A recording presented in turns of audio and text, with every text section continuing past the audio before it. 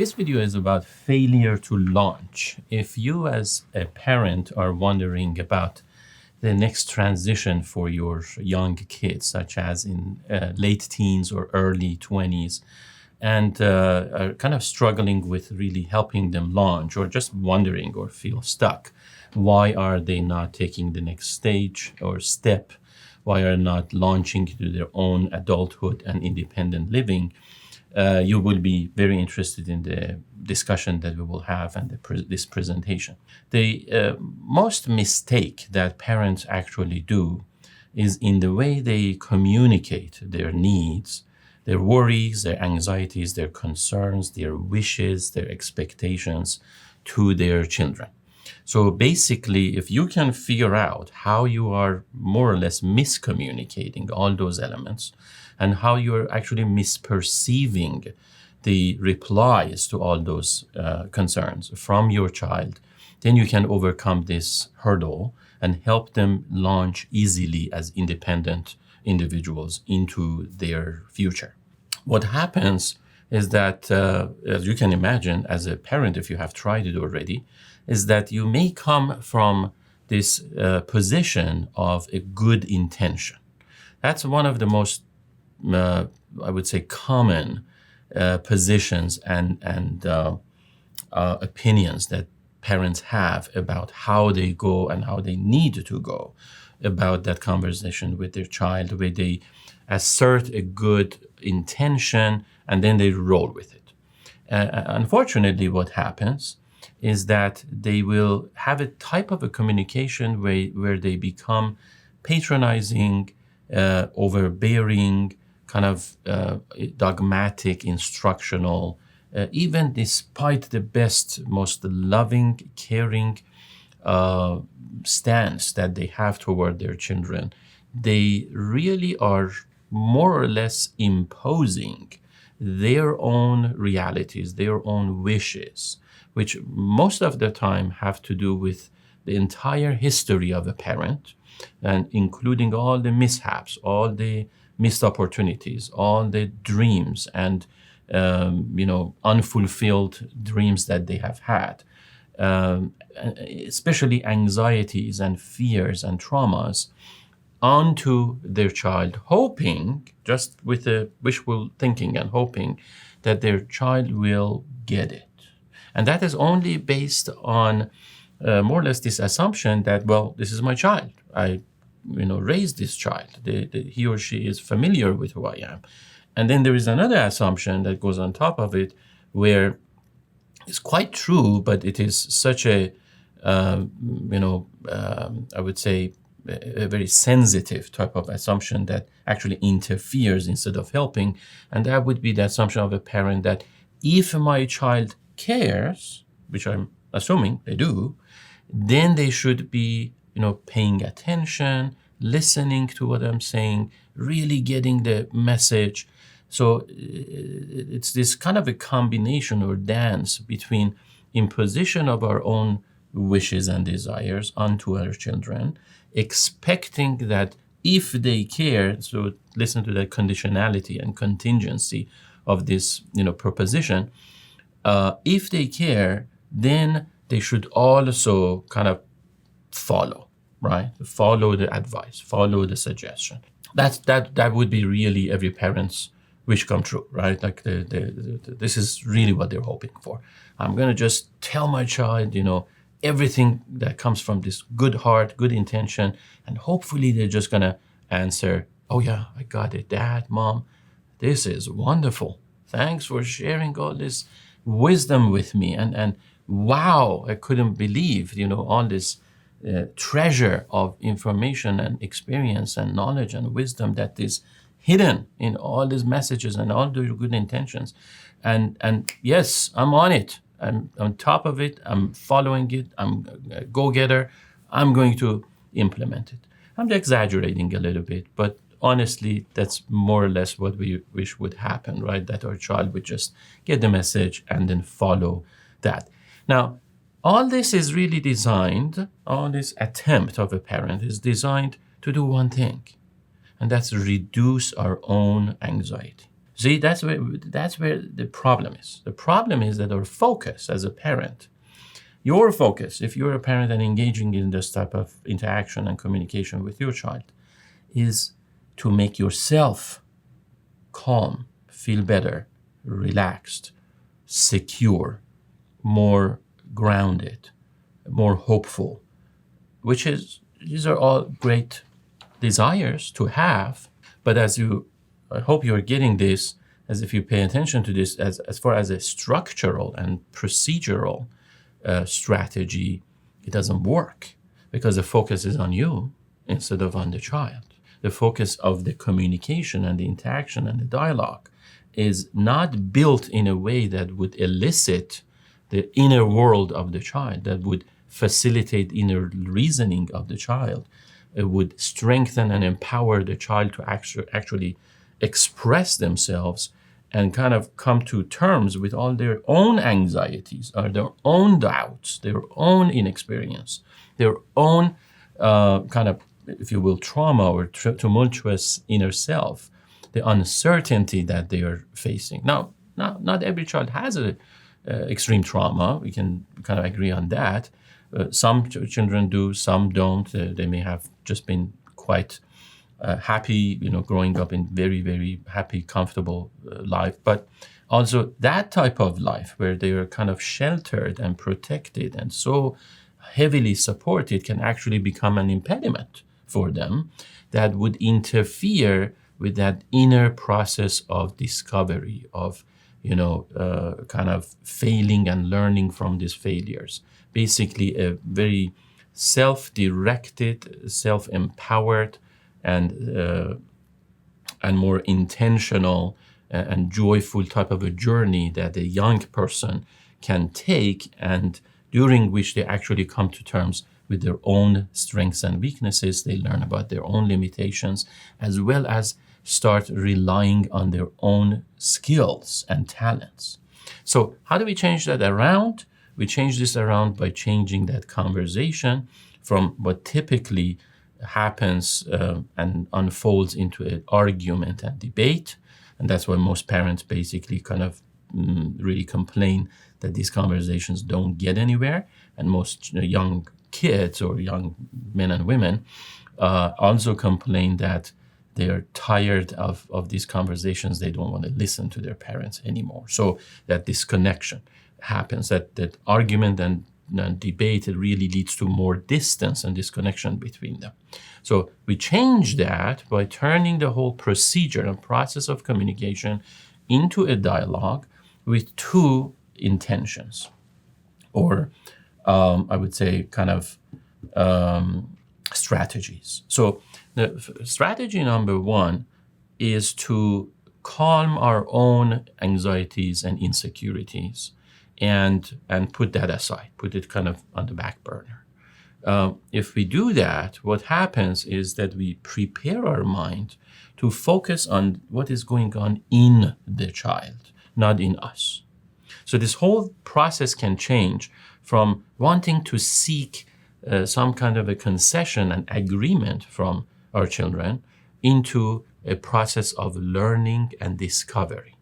Now, if you do that, you actually literally change your role from an instructional person, from almost like this dogmatic school teacher or professor or classroom instructor, into a coach that is facilitating the inner reasoning abilities of the child by just switching your focus and your mindset from seeking agreement, seeking concession, seeking fellowship from your child into, this is not about me. I want to seek understanding of what is going on in him or in her. That's the first strategy.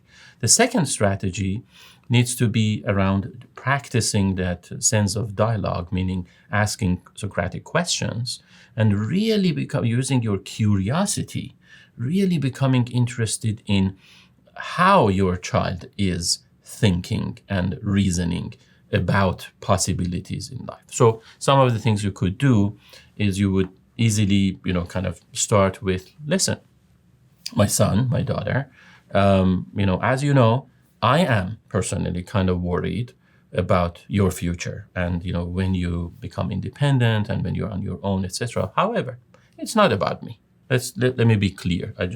You know that already, that I'm worried, but actually it's not about my worries and my anxieties. I have to deal with that on my own and by myself. Now, some of the things that we will discuss right now could be helpful by me understanding you better, but there's work that I have to do on my own. So don't worry about that. If you start this conversation by letting them know they don't need to worry about you on top of worrying about themselves. They don't need to, carry that burden on their shoulder that they have to also appease you or take care of you, take care of your anxieties and mood and pressure and, obligations and worries in life, because they have already enough of that. So you can remove that burden and pressure, and then you can open up with saying something like, honestly, bottom line, I'm just wondering how you go about independence, about life as an adult, about your dreams, wishes that are ahead of you. That's what I'm wondering about. That's all. So I want you to teach me. I want you to lead me. I want you to tell me. What goes on in your mind? Do you think about these things? How often do you think about these things? Is that an issue for you? Is that something that you would want to kind of brainstorm about, or at least just share with me? Do you have some plans or not? Now, make sure that you, by the way, don't bombard them with these questions. This is for video purposes, I'm coming up with questions back to back. But in a good dialogue, what you want to start with is just one question. You want to say something like, my son, have you thought about being more independent?